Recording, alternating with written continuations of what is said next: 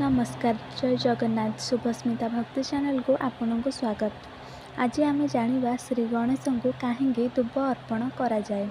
पौराणिक कथा अनुसार अन्नालसुर नामक एक अत्याचारी असुर थिला, जार भय स्वर्ग मर्त्य पाताल समस्ते आतंकित हो रुले।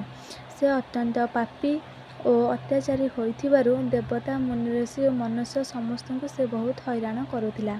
जो माने ता सम्मुखरे आसुथिले से समस्त को गिड़ी पकाउथिला। मुनिऋषि माने ता अत्याचार अतिष्ठ होई भगवान शिव को प्रार्थना कले।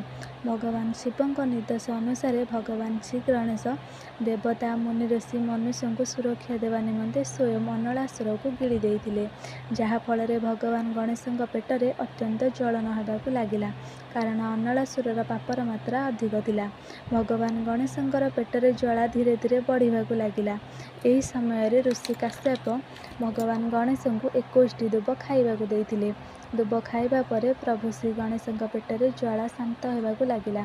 पेटर ज्वाला शांत होला परे प्रभु श्री गणेश अत्यंत प्रसन्न होई ऋषि काश्यप को कहले, आज ठारू जो व्यक्ति मते 21 दुब समर्पण करिबो मु सेही व्यक्तिर समस्त मनस्कामना पूर्ण करिबि।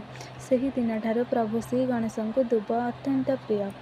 एमिति नुआ नुआ कथा जानिबाकू चाहुथिले मो चैनल को सब्सक्राइब करंतु। जय जगन्नाथ।